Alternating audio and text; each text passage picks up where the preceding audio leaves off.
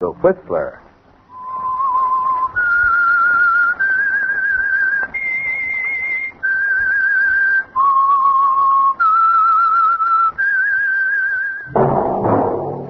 That whistle is your signal, the Whistler.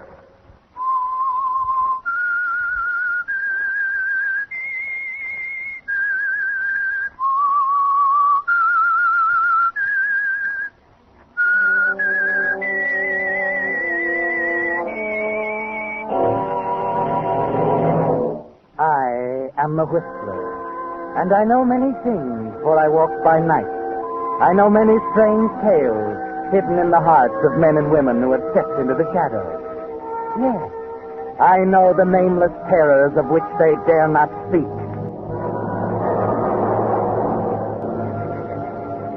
Yes, friends, it's time for the signal oil program, The Whistler. And now the Whistler's strange story, The Bridge on Black Mountain.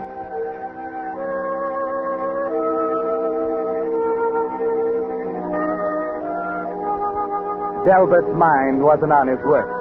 But then it really didn't have to be. As assistant to the curator of the Prescott Museum, he knew his field.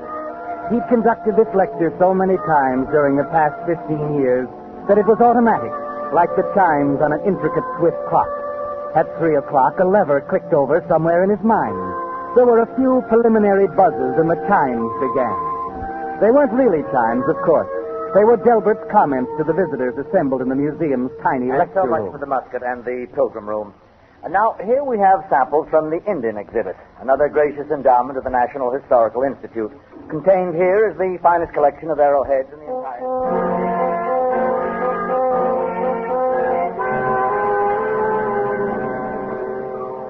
The Egyptian exhibit came next. Then the Aztec and Maya relics, followed immediately by the Incas, Araucanians, and Patagonians. But Delbert's mind was elsewhere. As he talked and looked at his audience, he was in a kind of daydream. There was beautiful music. There was a dance floor surrounded by tables with waiters in starched white jackets. And across from him, she was sitting, almost ethereal in a filmy organdy dress. This is so thrilling, Delbert. I never dreamed anything could be so wonderful. It's shabby, Miss Francis, compared to you. Please, Delbert. Not Miss Francis anymore. Louise. Louise. Oh, I'm so proud of you, Delbert. Oh, it was nothing at all. You're curator now. Curator of the Prescott Museum. And more than that, Louise, I'm free now. Free to say something that's been on my mind ever since the day I first laid eyes on you. Oh, Delbert. I love you, Louise, above anything else in life. I've hoped, I've dreamed that someday, somehow... You don't have to say it, Delbert. Would you... Yes, Delbert. Yes.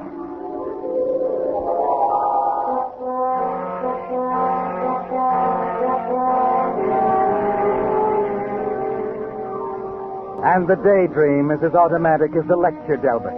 The dream that someday you'll be curator. That someday Miss Francis will look upon you as somebody. It's been that way ever since the day she came to work as secretary to the curator, Dr. Prescott. And as you drone on... Samples of arrowheads from Dr. Prescott's own collection, the finest in the state. Notice, please, the method of chipping, the pattern. Mr. Reed. Oh, excuse me a moment. Louise, was there something... Louise? Oh, I mean, Miss Francis, I'm sorry. Oh, Mr. Reed, I didn't know you cared. Oh, it's nothing at all. Sure now? Yes, of course. Too bad. Some girls have all the luck. I'm sorry I interrupted your lecture, Mr. Reed, but there's something you ought to know. Yes? There's a gentleman here to see Dr. Prescott. Oh? Well, did you tell him Dr. Prescott's on his vacation? I did, but that didn't satisfy him. He still wants to see Dr. Prescott. But he's 100 miles from here, Miss Francis, up at his fishing lodge at Black Mountains. It's impossible. Oh, that's just what I said, but he still insists. Who is he? Gorman. Mr. Carl Gorman of the National Historical Institute. Oh, good heavens. I thought I'd better ask Frank Spiegel to drive up to Dr. Prescott's cabin and bring him back. That's a good idea. The doctor doesn't have a telephone. And Mr. Gorman is pretty impatient. He wants me to haul out the papers. Papers? He says he's going over them with Dr. Prescott. What papers, Miss Francis? Oh, attendance records, receipts and expenditures, the figures on the loan exhibits, and shipping and repair charges. What concern is that of his? Well, I guess he figures the Institute is footing the bills. They have a right to... Well, yes, of course. I'd better talk to Mr. Gorman by all means. You can't. He's gone. Be back tomorrow. I see. Miss Francis, forget about asking Spiegel to run up to Dr. Prescott's cabin. This is so important, I'm going up there myself.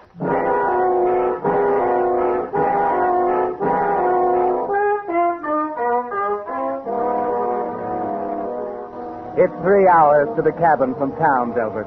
The last 10 miles on a winding one-way road up Black Mountain. And every foot of the way you can hear the world falling down around your ears. Your hopes for the curatorship of the museum. Your love for Miss Francis. Everything. You tell yourself that somehow Dr. Prescott will understand. Keep thinking of the little kindnesses you've done for him over the years. The time you loaned him your car. The trees you chopped down for him on the narrow road up to the cabin. The rickety bridge just before you get there. The one you helped him repair just last summer. Perhaps you'll remember these things, Delbert. Perhaps now that you're faced with destruction, with the loss of the career you've been 15 years building, Dr. Prescott will remember and understand. You watch the doctor carefully as the two of you sit face to face across the table in the rustic room over a cup of coffee. So Gorman's after us at last. Well, it's a horrible thought, but I guess I'll have to drive down and see him. It would seem so, sir. Oh, blasted nuisance. The Institute on our trail wanting us to account for every penny of their blood money. Delbert, museums should be run by taxes, same as battleships and sewers. You're absolutely right, Dr. Prescott. Link up, Delbert. We'll go and see the man. Oh, Dr. Prescott, there's something you really should know before you see. I plan to let you go as soon as I return from my vacation. I'm sorry, Delbert. Excuse me a moment now. I'll get my coat.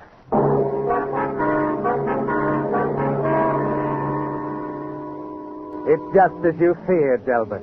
It's gone now, all of it. Your job, your career, and most of all, Miss Francis.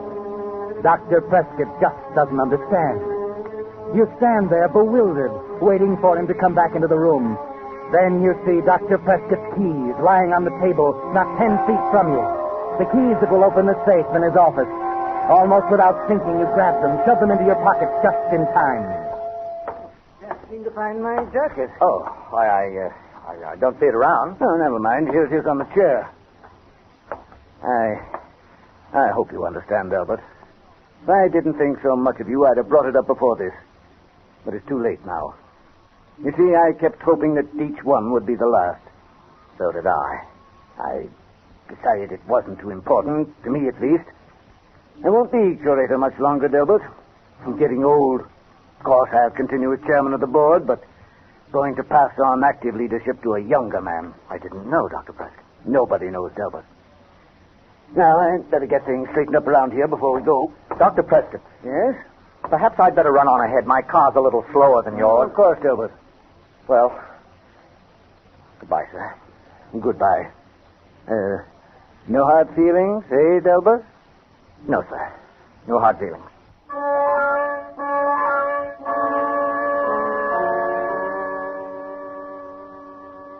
There's a numbness inside you as you close the cabin door, walk through the damp darkness to your car, and drive away through the tall, dark pines near the cottage. You wish Dr. Prescott weren't such a fine man, because you know that you'll never stand by and let him expose you without fighting back somehow. And as the wheels of your car rumble out across the flimsy bridge, spanning the ravine below the cabin, it comes to you. On each side of the bridge, there's a kingpin joining the two main supports. On the far side of the bridge, you bring your car to a stop. Look under the seat until you find a heavy wrench. It takes only a few seconds to climb down and out along the supporting timbers you yourself helped put in. And as you start working at the kingpin joining the two main supports, Dr. Prescott's words come to you over and over again with each turn of the wrench. No hard feelings, eh, Delbert? No hard feelings, eh, Delbert? No hard feelings, eh, Delbert? Oh. There. No, Dr. Prescott. No hard feelings at all.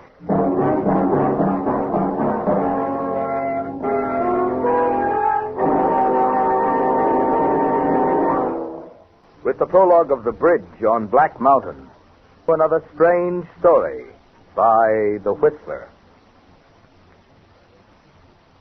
And now back to The Whistler.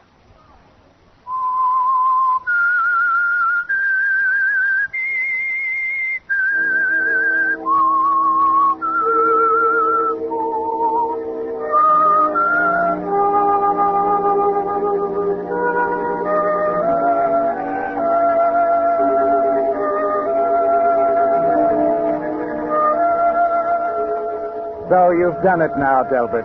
For the first time in your life, you've fought back. You arrive home at midnight, confident that Dr. Prescott will not show up in the morning to expose you. Confident that the bridge with the kingpin carefully removed from the main support will be your ally. And as you drop off to sleep, you can see it all. The sickening sag as the weight of Dr. Prescott's car moves out onto the span. The crunch of timber. The terrible, deadly drop to the rocks below. And for you, safety. And perhaps even the curatorship, Delbert. But then that part can wait. At least until the following evening when you keep a dinner appointment with Dr. Gorman, apologizing, of course, for Dr. Prescott's absence. No, I simply don't understand it, Mr. Gorman. Something must have delayed Dr. Prescott. I was certain he'd be here. It's embarrassing. Yeah, it's very annoying. And I don't mind telling you, Reed, I'm sick of delays. The fact is, the National Institute is just about through paying the bills for that museum of yours. I thought perhaps that was the reason for your visit, sir. Yeah, too much waste. A few cents here, a few dollars there. You've gone over our papers? I went over the general ledger with a microscope. Found at least $1,000 in unsupported expenses. Oh, I see. Well, but surely you don't think Dr. Prescott... A captain is responsible for his ship, Reed. And Prescott was a good man once. Probably still the best man for chairmanship of the board. But as far as the actual administration, he's getting careless, forgetful. Oh, such a shame. And business is business. Institutions like ours have to be run on a business basis or they go under. Oh, waiter? Yes, sir? Check, please. Very good, sir. You're leaving, sir? Can't hang around all week. You make some sort of an explanation to Prescott, or better yet, I'll dictate a note to him. You mean you're going to tell him he's relieved? No, I can't go that far. Under the Articles of Incorporation, he still has final say-so, but I can politely suggest that he appoint a younger man in his place and use the threat of withholding Institute funds to make it stick. But that won't be at all necessary, sir. No? No, that is... Well, I don't know if it's my place to tell you this. Well, out with it. Dr. Prescott told me last night, sir, he intends to retire. Retire? Well, good Lord, man. Why didn't you say so sooner? Well, I suppose it was modesty in a way, Mr. Gorman. You see, he asked me to succeed him as curator.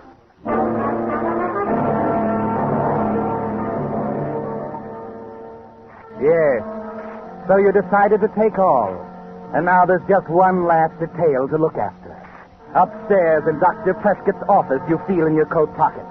The keys to his private safe are still there.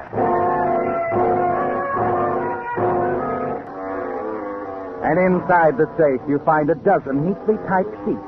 The full record of the unsupported expense items Mr. Gorman had mentioned. The papers poor Dr. Prescott had prepared as a basis for your dismissal. At least he's been decent about one thing, Delbert. Your name was not mentioned, but the facts were all there. You scratch a match, start toward the fireplace, crumple a newspaper, throw it in, and then... Hello, Delbert. Sorry to butt in, old boy. Looking for someone, Spiegel? Don't look so glum, Del. I just came up to congratulate you. It was supposed to be confidential. I've got near to every keyhole. Bet you were surprised. Well, it did sweep me off my feet. That makes two of us. What? Yeah, knocked me over, too. You see, Prescott told me only yesterday that I was set up for the job of curator. You must be mistaken, Frank. I once wrote a thesis on the human memory, Delbert. But you're too young, Frank. That's why he picked me.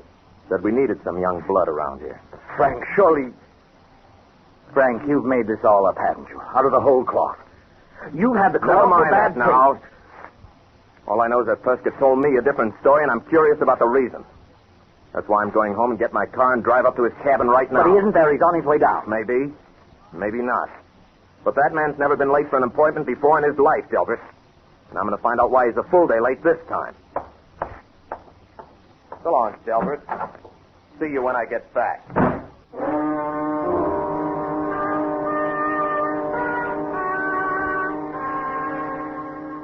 It's quite a shock, Delbert, to be confronted with the end of the world twice in 24 hours. It's clear now, isn't it? It'll be your word against Frank Spiegel. And you're not a gambler, Delbert. You glance down at the sheet of paper still in your hand, pause a moment, and then move quickly to the typewriter. See now. Memo, to Delbert Reed. Believe, attached, papers, self-explanatory. As new curator, it will be your job.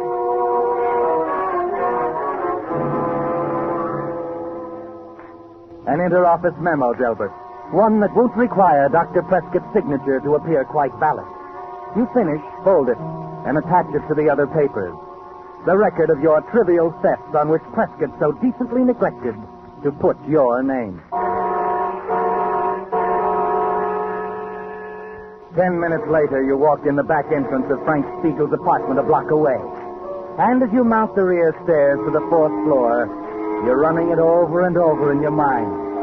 4 floors above the street, Delbert. That's over 40 feet from Spiegel's window to the pavement.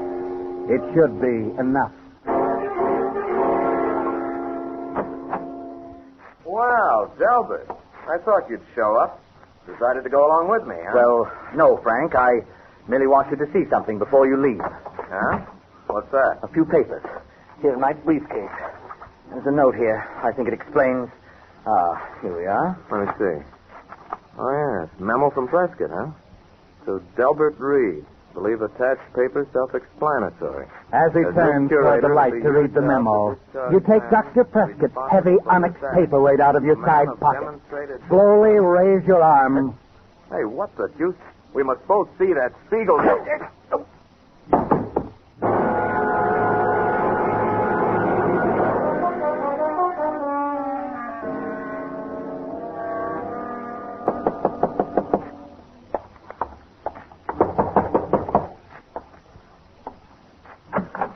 Mr. Reed? Yes? Joe Hannigan, Police Department.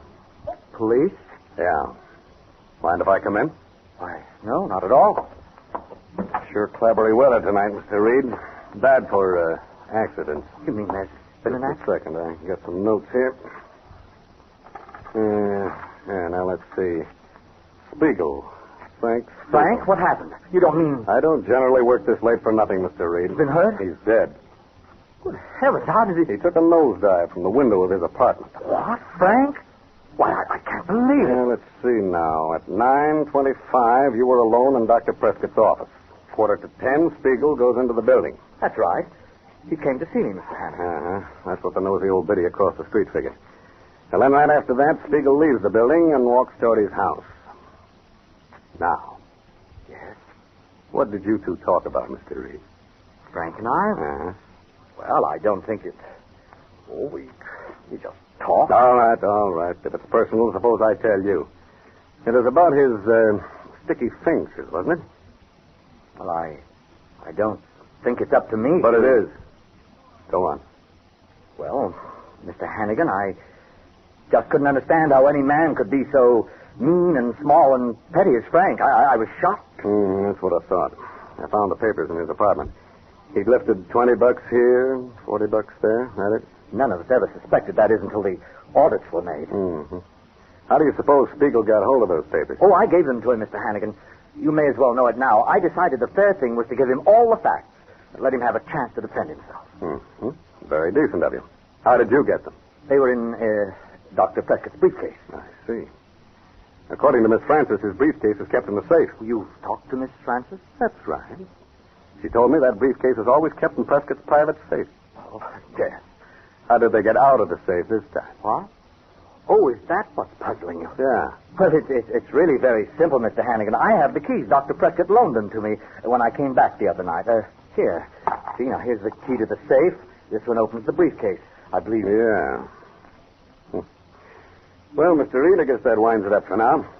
You'll be around in case Of course, Mr. Hannigan. You realize, too, that if you want corroboration on any of these things, that Dr. Prescott will be available. I hope so. I understand from Miss Francis that he's taking his time about coming back to town. Oh, but he'll be here, Mr. Hannigan. I'm sure of it. You can always count on Dr. Prescott.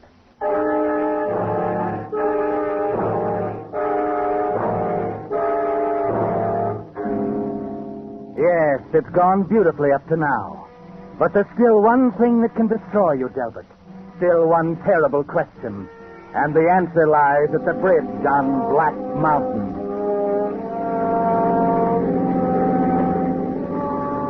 Yes, Delbert, you must make sure. If by a bare chance the bridge held, if Dr. Prescott somehow survived the plunge. But you try not to think of that now as you guide your car again up the narrow dirt road to the doctor's cabin. You're close now, Delbert. The bridge is just around the next turn. Hey, you! Stop!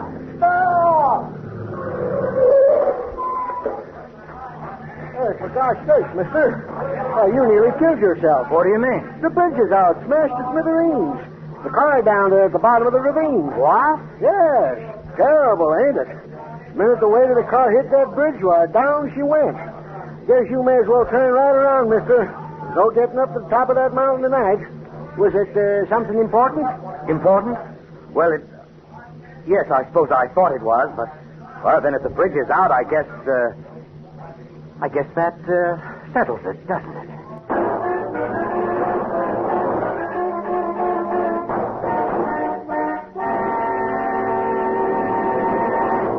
The Whistler will return in just a moment with the strange ending to tonight's story. And now, back to the Whistler.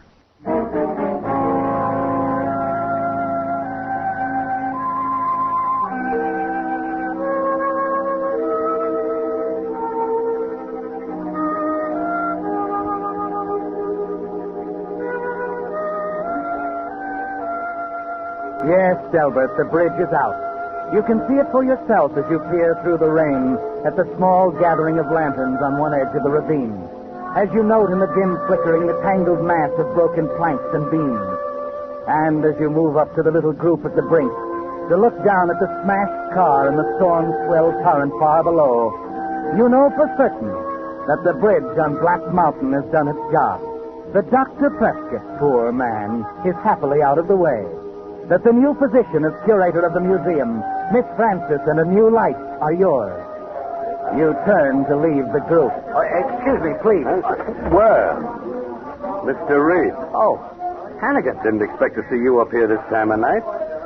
Sure is a mess, isn't it? Yes, it's a shame. I didn't see you in the crowd. I came up to see Prescott. Oh, yes, of course. Lucky I wasn't coming the other way. Drop off so sharp on that side, I wouldn't have had a chance. How's that? I said I wouldn't have had a chance to jump if I'd been coming the other way. That's my car down there, you know. Your car? Sure. That's Dr. Prescott here. He climbed down on the cross to get over to this side. Dr. Prescott? That's right, Delbert. Dr. Prescott, You better have more to say than that, Delbert. The doctor and I have had a long talk. I know now that Frank Spiegel didn't steal that money. And he didn't commit suicide either. You made a terrible mistake, Delbert. Terrible. I don't understand. Last night you said you were going to drive down to see Gorman right away. I know, but I couldn't. You see, I couldn't start my car. You should have thought of that, Delbert, when you stole all of my keys.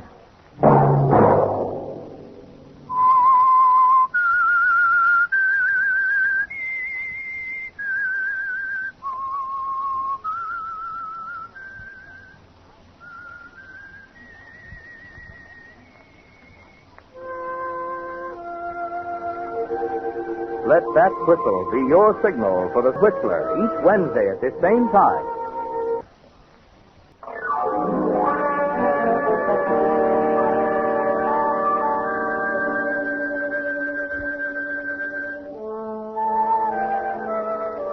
Featured in tonight's story was Joseph Kern. The Whistler was produced by George W. Allen with story by Robert Eisenbach and Jackson Gillis. Music by Wilbur Hatch. This is Marvin Miller speaking. This is CBS, the Columbia Broadcasting System.